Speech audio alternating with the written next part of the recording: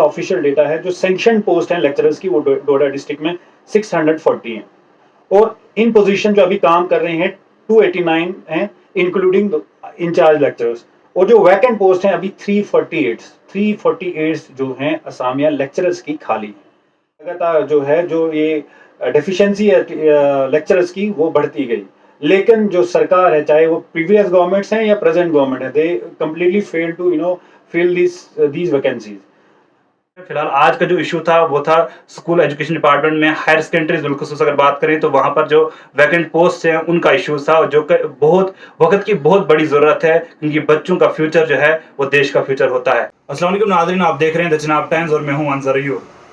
नाज़रीन, जिस तरह से आप जानते हैं कि दफ़ा 370 के एब्रोगेशन के बाद जम्मू कश्मीर के अंदर काफ़ी चेंजेस आए। चेंजेस हम पॉजिटिव वे में भी देखते हैं और नेगेटिव वे में भी देखते हैं। जहां एक तरफ देखते हैं कि डेवलपमेंट के बड़े बड़े दावे किए जाते हैं, वहीं दूसरी तरफ हम बेरोजगारी भी देखते हैं कि बेरोजगारी इस वक्त उरूज पर है। और अगर हम महकमों की बात करें कि हर महकमे में कोई ना कोई परेशानी जो है सामने आती है। इस वक्त हम बिलखुसूस बात करने वाले हैं एजुकेशन महकमे की, जहां पर इस वक्त जम्मू कश्मीर का एक मेन इशू जो है वो है स्टाफ वैकेंसीज का इशू। जी हाँ नाजरीन, जिस तरह से आप जानते हैं कि जम्मू कश्मीर में जितने भी सरकारी स्कूल्स हैं या बिल्कुल अगर हम कहें तो हायर सेकेंडरीज हैं, वहां पर स्टाफ की वैकेंसी की वजह से काफ़ी बच्चे जो है परेशान हाल हैं। और इस वक्त कंपटीशन का दौर है और इस कंपटीशन के दौर में वो बच्चे जो है कम्पीट नहीं कर पा रहे हैं, क्योंकि उनके पास पढ़ाने का अमला जो है बहुत कम है। बिल्कुल जिला डोडा की बात करें, यहाँ पर भी कई सरकारी स्कूलों में जो है काफ़ी सारी वैकेंसीज हैं। और वैकेंसीज में अगर देखें, अगर जहाँ 14 वैकेंसीज है वहाँ पर फील्ड पोस्ट की अगर बात करें तो 2 से 3 पोस्टें जो है फिल की गई है। इसी तरह हर हायर सेकेंडरी का कुछ ऐसा ही हाल है। बिल्खुसूस आज हमारे पास यहाँ पर जो है आसिफ इकबाल भट्ट, जो सोशल एक्टिविस्ट है काहरा से, इनसे हम डिस्कस करेंगे क्या कुछ तफसीलात इनके पास हैं इस इशू को लेकर के। क्योंकि देखिए, स्टाफ का जो इशू है या वैकेंसीज का जो इशू है हायर सेकेंडरीज के अंदर काफ़ी ज़्यादा डिस्कस किया जाता है। और इस वक्त बिल्खुसूस अगर बात करें तो आसिफ साहब इस बात पर जो है हम इनसे डिस्कस करेंगे और इस बात पर क्या कुछ हल हो सकता है वो हम कोशिश करेंगे ढूंढने की। आसिफ साहब, सबसे पहले आपका खैर मकदम है चिनाब टाइम्स पर, और आप बताएं मुझे कि इस वक्त आपने जो आपकी जो तहकीक कहती है, क्योंकि आप एक्टिविस्ट हैं, तो आपने जो है कई लोगों से राब्ता भी किया होगा, क्या कुछ लगता है कि ये जो वैकेंसीज है किस तरह से फिल होंगे? और फिलहाल आप कुछ डेटा जो फिगर्स आपने तैयार किया होता है, जिस तरह से आप पहले बता रहे थे मुझे कि कुछ डेटा आपने तैयार किया हुआ है, कितनी वैकेंसीज हैं, कितनी पोस्टें खाली हैं, वो जरा नाजरीन को बताएं। सबसे पहले अंजर साहब, आपका शुक्रिया कि आप हमेशा कोशिश करते हैं कि खास करके खिता जनाब के अलग अलग मुद्दों पे रोशनी डालने की कोशिश करते हो। खास करके जो यहाँ के सोशो पॉलिटिकल एक्टिविस्ट हैं या डिफरेंट पॉलिटिकल ऑर्गेनाइजेशन हैं, उनके जो नुमाइंदे हैं, कोशिश करते हो कि उनकी जो आवाज़ है हुकाम बाला तक पहुँचाने की कोशिश करते हो। उसके लिए मैं आपका बहुत बहुत शुक्रिया अदा करता हूँ। मैं उम्मीद करता हूँ आगे भी जो है इस इलाके की, खास करके खिता जनाब की आवाज़ बन के जो है यहाँ के मसाइल को हुकाम बाला तक पहुँचाने की आप कोशिश आपकी जो है जारी रहेगी। जिस तरीके से आपने बात किया कि महकमा तालीम की, तो महकमा तालीम जो है बैकबोन किसी भी सोसाइटी का, किसी भी समाज का अगर वो बैकबोन है तो वो एजुकेशन है। लेकिन बदकिस्मती की वजह से कि खास करके जो है जम्मू कश्मीर में भी पर्टिकुलरली अगर बात करूँ, खिता जनाब जो है काफ़ी जो है खास करके गवर्नमेंट सेक्टर के जो गवर्नमेंट स्कूली जो गवर्नमेंट इदारे हैं, जो गवर्नमेंट स्कूल्स हैं, उनमें जो है स्टाफ की डेफिशिएंसी है since from past many decades. लेकिन बदकिस्मती की वजह से है गवर्नमेंट ने कभी इसकी ओर तरजीह नहीं दी। नए स्कूल खुले, नई हायर सेकेंडरीज बनी, वो एक वेलकम स्टेप था। लेकिन उसके बाद जो नया दूसरा स्टेप था, नेक्स्ट स्टेप था, दैट वाज फिलिंग ऑफ, मतलब जो वैकेंसी थी उनको फिल करना था। 2016-2017 के बाद जो है नई +2 की कोई रिक्रूटमेंट नहीं हुई। उसकी वजह से ये हो गया, एक तो बहुत सारे टीचर जो हैं वो रिटायर हो गए, एक कारण ये है। दूसरा कारण ये है कि बहुत सारी नई हायर सेकेंडरी लास्ट रिक्रूटमेंट जो 15-16 के आसपास हो गई। उसके बाद नए स्कूल, नई हायर सेकेंडरीज हुई, बहुत सारे लेक्चरर्स जो हैं वो रिटायर हो गए, बहुत सारे लेक्चरर्स की प्रमोशन होके वो प्रिंसिपल बने। तो उसके बाद जो है लगातार जो ये डेफिशिएंसी है लेक्चरर्स की वो बढ़ती गई। लेकिन जो सरकार है, चाहे वो प्रीवियस गवर्नमेंट्स हैं या प्रेजेंट गवर्नमेंट है, they completely fail to fill these vacancies. अब मसला ये है कि मैं अगर खाली डिस्ट्रिक्ट डोडा की बात करूंगा, जो मैंने डेटा निकाला था, ऑफिशियल डेटा है, जो सैंक्शन पोस्ट हैं लेक्चरर्स की वो डोडा डिस्ट्रिक्ट में 640 हैं और इन पोजीशन जो अभी काम कर रहे हैं 289 हैं इंक्लूडिंग इंचार्ज लेक्चरर्स, और जो वैकेंट पोस्ट हैं अभी 348 जो हैं असामिया लेक्चरर्स की खाली है। अब ये एक बहुत बड़ा सवाल खड़ा करता है, खास करके स्कूल एजुकेशन डिपार्टमेंट पे। स्कूल एजुकेशन इस वे में डायरेक्टली इनडायरेक्टली रिस्पॉन्सिबल मानता हूँ। डायरेक्टर स्कूल एजुकेशन, जो प्रेजेंट डायरेक्टर स्कूल एजुकेशन, ये उनकी नाकामी है या नाअहली है, या तो मुझे लगता है ये किस्म की साजिश में वो इन्वॉल्व हुए, किसी फॉरेन एजेंसी की साजिश में इन्वॉल्व हो। क्योंकि अगर किसी सोसाइटी को कमजोर किया जाता है तो उस सोसाइटी का जो है तालीमी ढांचा कमजोर किया जाता है। और जो प्रेजेंट डायरेक्टर स्कूल एजुकेशन जो है वो इस साजिश में मिलावस है। क्योंकि जिस तरीके से मैंने बताया कि 2016 से ये जो बीच में क्या हुआ था कि 2016 के बाद इन्होंने एकेडमिक अरेंजमेंट्स पे जो है बहुत सारे बच्चों को जो नेट सेट पीएचडी करके बच्चे थे उनको हायर किया था on the basis of academic arrangement. साल का उनका ऑर्डर निकलता था, हर साल रिक्रूटमेंट होती थी, तो बहुत सारे बच्चों को जो है एकेडमिक अरेंजमेंट पे लगाया जाता था और वो साल पढ़ाते थे, उसके बाद नई रिक्रूटमेंट होती थी, सिलसिला चलता आ रहा था। लेकिन 2019 में, अगस्त 2019 में आर्टिकल 370 की एब्रोगेशन के बाद जो सरकार ने वादा किया था, दावा किया था पार्लियामेंट में होम मिनिस्टर साहब ने कि हम जम्मू कश्मीर को बेहतर जम्मू कश्मीर बनाएंगे, तो बेहतर जम्मू कश्मीर के जो सपने दिखाए थे जम्मू कश्मीर के लोगों को, उसमें सबसे बेहतर, अगर सबसे पहला पैरामीटर जो है वो एजुकेशन है। तो मैं नहीं समझता हूं कुछ एजुकेशन सेक्टर को जम्मू कश्मीर की सरकार या सेंटर की सरकार जो है उस डिपार्टमेंट को जो है स्ट्रीमलाइन करने में कामयाब हुई है, कंप्लीट फेलियर है। उसके बाद मैं बताऊं कि for the transitional period previous year इन्होंने क्या किया, काम किया था कि सीआरसी क्लस्टर रिसोर्स कोऑर्डिनेटर, इस वैक्यूम को फिल करने के लिए cluster resource coordinator around 13 to 1400 engage किए थे, इंक्लूडिंग 130 जो है डिस्ट्रिक्ट डोडा में किए थे और 130 जो है वो डिस्ट्रिक्ट डोडा में किए थे। उसके अलावा जो मैंने आपको बताया 348 वैकेंसीज के अगेंस्ट 130 के आसपास जो है वैकेंसी फिल की थी थ्रू क्लस्टर रिसोर्स कोऑर्डिनेटर। वो भी कब इन्होंने एंगेज किए, at the end of the session, सितंबर अक्टूबर के आसपास जो है इन्होंने एंगेज किए। और लास्ट ईयर की बात करूं एंड सेशन में इतना इलॉजिकल डिसीजन वो था कि अगर इन्हें अपॉइंट करने थे मार्च में अपॉइंट करने थे, और ऊपर से बेवकूफी की ये हद है कि जबकि दिसंबर जनवरी फेब में तकरीबन यहाँ पे सेशन ऑफ होता है, बच्चे स्कूल नहीं आते मौसम की वजह से, तो इन्होंने बैठ के सीआरसी को सैलरी दी दिसंबर जनवरी फरवरी, और मार्च में भी कोई क्लास वर्क नहीं था क्योंकि एग्जाम्स थे। तो इट मीन 4 महीने, 6 में से 4 महीने इन्होंने बैठ के सैलरी दी, और जब सीआरसी ने काम करना था तब इनको डिसएंगेज किया। तो ये काफी बदकिस्मती की बात, डिसएंगेज है 31 अप्रैल मार्च के बाद। जहां तक आपकी बात करें तो आप भी कहीं ना कहीं इस चीज से जुड़े हुए थे, सीआरसी एक रहे हैं आप, तो कहीं आप जो है पर्सनल बेनिफिट के लिए इशू तो नहीं उजागर कर रहे?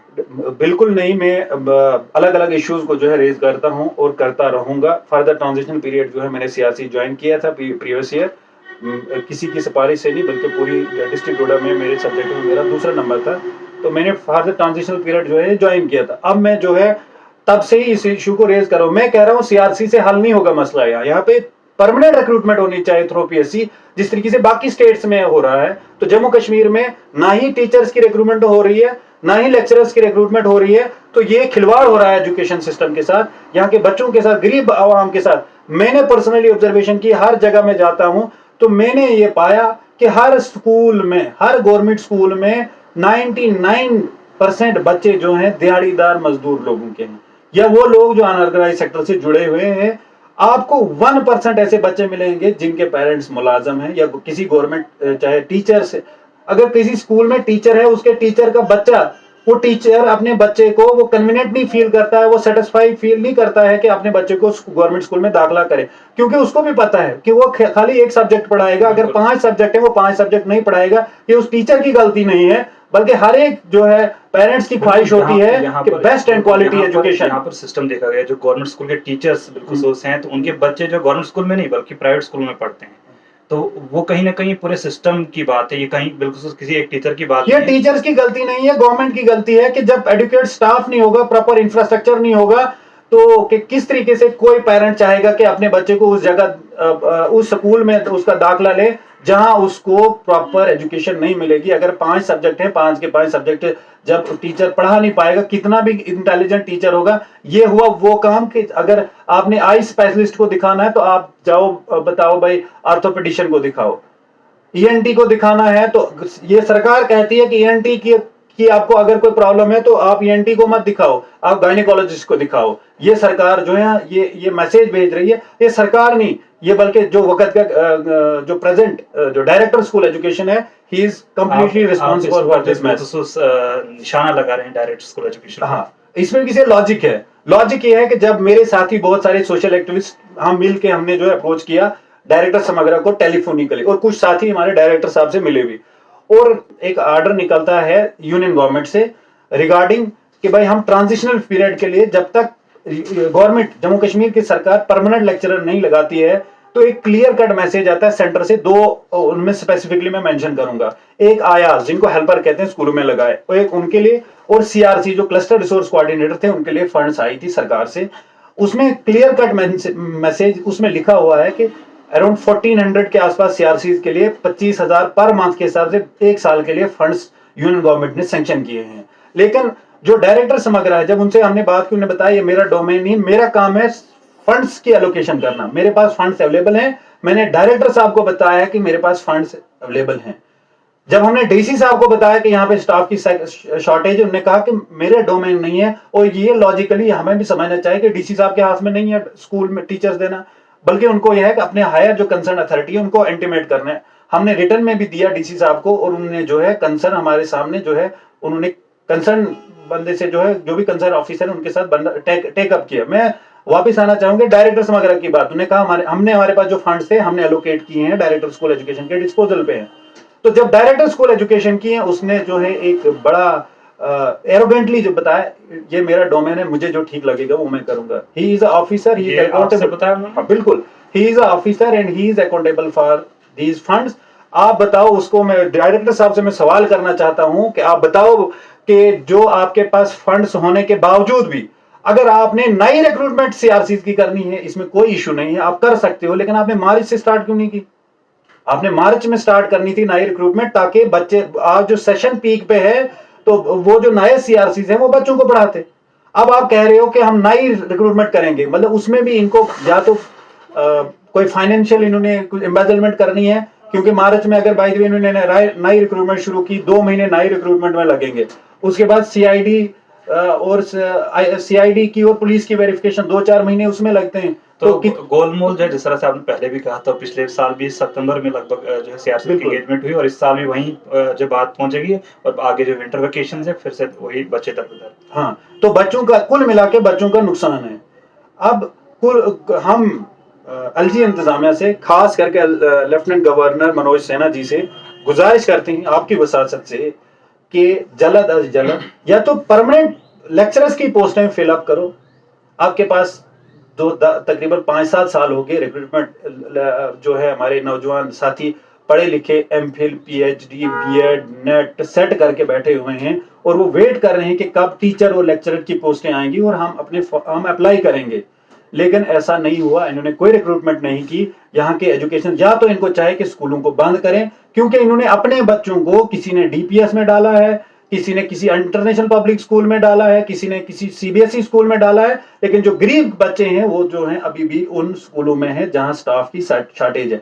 मैं आपको अपने एरिया की बात करूंगा, कुछ लोगों से मेरी बात हुई थी। मैं बात करूंगा, हमारी हायर सेकेंडरी स्कूल मलानू है। हायर सेकेंडरी स्कूल मलानू में टोटल वैकेंसीज 12 हैं, जो पोस्ट सैंक्शन पोस्ट हैं वो 12 हैं, उसमें अभी खाली 3 फील्ड हैं और 9 वैकेंट हैं। मैं हायर सेकेंडरी स्कूल हलारन की बात करूंगा, 14 जो पोस्ट सैंक्शन है, फील्ड 2 हैं। मैं हायर सेकेंडरी स्कूल नांदना की बात करूंगा, 11 सैंक्शन है, 3 फील्ड हैं। मैं जंगलवाड़ की बात करूंगा, 11 पोस्ट हैं, 3 फील्ड हैं, 8 वैकेंट है। अब higher secondary girls Thathri main town की मैं बात करूंगा, 15 वैकेंसीज हैं यहाँ पे, फील्ड 6 हैं, तो वैकेंट 9 है। टाटा हायर सेकेंडरी स्कूल में 9 जो पोस्ट सैंक्शन है, फील्ड 2 है। आप भी बताओ कि ये टीचर, ये लेक्चरर केमिस्ट्री, ये उर्दू पढ़ाने वाला टीचर केमिस्ट्री कैसे पढ़ाएगा? मैथ वाला जो लेक्चरर है वो इकोनॉमिक्स कैसे पढ़ाएगा? इकोनॉमिक्स वाला लड़का जो पढ़ने वाला है, इकोनॉमिक्स वाला लेक्चर है, वो बॉटनी कैसे पढ़ाएगा? तो ये सवाल खड़ा करती है वक्त की जो प्रेजेंट जो एडमिनिस्ट्रेशन है, एलजी एडमिनिस्ट्रेशन है, उसकी एफिशिएंसी पे और उसकी पॉलिसी मेकिंग पे ये सवाल उठता है कि एजुकेशन के मसले में ये कितना सीरियस है। मैं आपके अंदर साहब, आपके चैनल के वसात से मैं डायरेक्टर साहब को एक पैगाम भेजना चाहता हूं कि मैंने 10 लेटर्स अभी तक खुद लिखे डायरेक्टर स्कूल को, ना कि एज ए सीआरसी, मैंने कुछ समय सीआरसी काम किया, लेकिन एज ए सोशल एक्टिविस्ट मैं आपकी वसासत से कि जब मैंने कंसिस्टेंटली इस इशू को रेज किया ट्विटर पे, सोशल मीडिया पे, मैंने डीसी साहब को लेटर लिखे, अलग अलग सीओज को लेटर लिखे, प्रिंसिपल्स को लेटर लिखे, वो लेटर फॉरवर्ड हो गया डायरेक्टर को। तो डायरेक्टर वहां से लिखता है अब ये उनको जवाब देना चाहिए था, why he is fail to fill these vacancies. वहां से लिखता है don't engage Mr Asif Iqbal in education department in future. भाई तू कौन होता है मुझे एंगेज करने वाला, ना करने वाला? अगर मैंने नौकरी करनी होगी, वो मेरी काबिलियत, अगर मैं काबिल होऊंगा, मैं कम्पीट करूंगा कम्पिटेटिव एग्जाम में, तो मैं नौकरी का हकदार हूँ। कहीं ना कहीं भाई आप कौन से टारगेट कर दिया गया? यस, बिकॉज कि मैं इस इशू को कंसिस्टेंटली फॉलो कर रहा हूँ। आप मेरा सोशल मीडिया देखो, आप मेरा ट्विटर देखो, आप, मैं खत भेजूंगा, मैंने डीसी साहब को लिखा, मैंने एसडीएम साहब को लिखा, मैंने सीओ साहब को लिखा, मैंने कमिश्नर सेक्रेटरी साहब को लिखा, मैंने सेक्रेटरी साहब को लिखा, मैंने समग्र डायरेक्टर से बड़ी बात की, और फिजिकली हम मिले भी उनके ऑफिस में, और उन्होंने यही कहा, जितना मुझे लगा उनकी बॉडी लैंग्वेज से, कि डायरेक्टर समग्र जो है बेबस है डायरेक्टर स्कूल एजुकेशन के सामने। अच्छा, तो नाजरीन, जिस तरह से आपने सुना कि आसिफ साहब ने कुछ जो है इल्ज़ामात भी डायरेक्टर साहब पर लगाए, डायरेक्टर स्कूल एजुकेशन जम्मू पर लगाए, और बिलखुसूस जो वाक़ात इनने जिक्र किए कि किस तरह से इनने उनसे रब्ता किया और किस तरह से उनका इनके कहने के मुताबिक जो है वहाँ से एरोगेंट रिप्लाई आया, रिस्पॉन्स आया, और उसके अलावा कंसिस्टेंटली ये इस इशू को रेज करते गए, लेकिन जवाब में जो जवाब आना चाहिए था उसकी जगह कुछ और जवाब आता है, वो आपने इनकी ज़बानी सुना। मैं तो जी आप, मैं ऐड करना चाहूँगा जी, आपकी चैनल की वसासत से, मैं खुसूसन डायरेक्टर स्कूल साहब एजुकेशन, उनको आपकी वसासत से कहता हूँ, और यहाँ की इंतजामिया को, चाहे वो पुलिस है या सिविल इंतजामिया को, बगैर किसी पॉलिटिकल इंटरेस्ट के, जिस तरीके से आप जानते हो कि मैंने जो फ्रिक्वेंट रोड एक्सीडेंट्स वाला इशू है, किस तरीके से मैंने उठाया, और मैंने इंसाफ दिलाया पूरे यहाँ की आवाम को, जितना मुझसे हो सके था मैंने अपने एफर्ट्स लगाए, और कहीं ना कहीं मुझे लगता है कि कहीं ना कहीं एडमिनिस्ट्रेशन जो है उस इश्यूज को पे सीरियस है, because after the intervention of honourable high court. अब मैं आपकी चैनल की वसासत से यहाँ की इंतजामिया को, पुलिस, सिविल एडमिनिस्ट्रेशन को, मैं तो मिल रहा हूँ एडमिनिस्ट्रेशन से, मैं बाज़ाब्ता रिटर्न में लिखूंगा, क्योंकि मैं काफी परेशान हूँ यहाँ के गरीब आवाम के, खास करके गरीब बच्चों को देख के। जब वो स्कूल में जाते हैं तो वापस में पूछते हैं भाई कितनी क्लासें हुई, वो कह रहे हैं 2 क्लासें हुई। भाई किसी दूसरे को पूछेंगे कितनी क्लासें हुई, भाई 3 क्लासें हुई, एक सर ने पढ़ाया, 2 के लेसन होमवर्क करके बोलने को बोला गया है। तो भाई कैसे हमारा, जब कंपटीशन का दौर है, आज नीट का एग्जाम होता है, तो केमिस्ट्री पढ़ने वाला बच्चा नीट में कैसे जो है, अगर 11-12 में केमिस्ट्री नहीं पढ़ेगा, बेस है, तो जब उसकी बेस क्लियर नहीं होगी वो नीट कैसे क्वालिफाई करेगा? क्या डायरेक्टर स्कूल एजुकेशन अपनी जेब से नीट करवाएगा हमारे बच्चों को? हमारी रिजर्वेशन खत्म कर दी चनाब वैली में, आरबीए की रिजर्वेशन 20% थी 10% की, तो हमारे बच्चे जो है सफर कर रहे हैं साइकोलॉजिकली जो है, और साथ साथ में हमारी एजुकेशन की क्वालिटी को जो है, वो जो है उसके स्टैंडर्ड को डेली कम किया जा रहा है। आप कुल मिला के आपके चैनल की विसासत से मैं एडमिनिस्ट्रेशन से गुजारिश करूंगा कि जल्द अज जल्द इस इशू को रिजॉल्व किया जाए। आफ्टर जब मॉडल कोड ऑफ कंडक्ट खत्म होगा, 10 तारीख का वक्त है, 10 तारीख के बाद हम जो है ब्लॉक टू ब्लॉक जो है एजुकेशन पैदल मार्च पूरा डिस्ट्रिक्ट डोडा के हर एक हायर सेकेंडरी में हर एक बच्चों के साथ जो है हम जाएंगे, और पैदल मार्च, और हम एक्सपोज करेंगे जो है वक्त के सिस्टम को, कि भाई किस तरीके से हमारे बच्चों के साथ खिलवाड़ किया जा रहा है।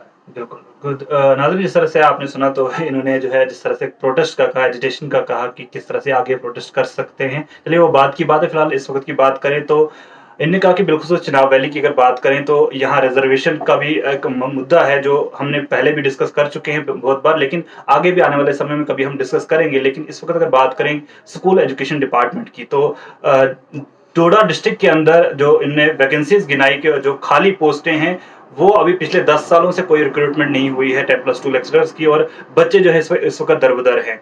जहां इन्होंने कहा कि कुछ बच्चे इनको भी मिले। अगर हम भी बात करें तो जहां मैं कभी बच्चों से मुलाकात करता हूं, उनको यहाँ तक ये तक नहीं पता होता कि लेबोरेटरी में माइक्रोस्कोप किस तरह से यूज होता है। यूज तो छोड़िए, उसकी चीजों के, उसके पार्ट्स के नाम उनको जो है पता नहीं होते हैं, और वो 11th और 12th के बच्चे होते हैं। ये कहीं ना कहीं अफसोस की बात है। और बात करें कि जिस तरह से अगर जो इनका इल्जाम है डायरेक्टर स्कूल एजुकेशन पर, वो अगर सच है तो इस वक्त जो है वक्त की हुकूमत को जो है एक्शन लेना चाहिए, और उनको जो है डायरेक्टर स्कूल एजुकेशन जी को भी जवाब देना चाहिए कि भाई आखिर ऐसा क्यों। अगर आपके सामने कोई इशू रेज होता है तो उसका समाधान बताएं, उसका आंसर बताएं। ना कि जो इशू रेज कर रहा है उसको टारगेट किया जाए। फिलहाल चलिए वो एक अलग मौजू है, लेकिन इस वक्त अगर मौजू है वो है वैकेंसीज का। बच्चे जो है दर-बदर हो रहे हैं, कंपटीशन का दौर है। जिस तरह से आसिफ साहब ने भी बताया कि इस वक्त नीट या बाकी जो एंट्रेंसेस होते हैं वहां पर उनकी बेस जो होती है 11th और 12th होती है, लेकिन अगर 11th और 12th में उनको जो है वो लेक्चरर्स दस्तियाब नहीं होंगे, केमिस्ट्री के लेक्चरर्स दस्तियाब नहीं होंगे, मैथ्स के लेक्चरर्स जो है दस्तियाब नहीं होंगे, वो किस तरह से वो अपनी बेस ना क्लियर करते हुए नीट क्वालिफाई करेंगे, कैसे उस इस कंपटीशन के दौर में वो हिस्सा लेंगे। ये एक बहुत बड़ा सवाल इस वक्त की हुकूमत पर है, और बिलखुसूस अगर एलजी इंतजामिया की बात करें उन पर है कि वो किस तरह से इस इशू को देखते हैं। फिलहाल इनने ये आसिफ साहब थे, इनने बीच में जो है एक और इशू डिस्कस किया, वो है रोड्स का, जिस पर आपने पहले भी द चनाब 10 पर स्टोरीज देखी होंगी कि चनाब वैली में जो एक्सीडेंट्स होते हैं उस पर इन्होंने एक जो है पीआईएल दायर की थी, जो हाई कोर्ट ने जिसकी सुनवाई की, उसके बाद जो एक्शन हुआ तो कमेटी भी बनी, बाकी चीजें हुई। तो इसी तरह के इश्यूज यहाँ पर जो काफी सारे इश्यूज हैं। फिलहाल आज का जो इशू था वो था स्कूल एजुकेशन डिपार्टमेंट में हायर सेकेंडरीज बिलखुसूस अगर बात करें तो वहां पर जो वैकेंट पोस्ट हैं उनका इशू था, जो बहुत वक्त की बहुत बड़ी जरूरत है, क्योंकि बच्चों का फ्यूचर जो है वो देश का फ्यूचर होता है। बहुत बहुत शुक्रिया।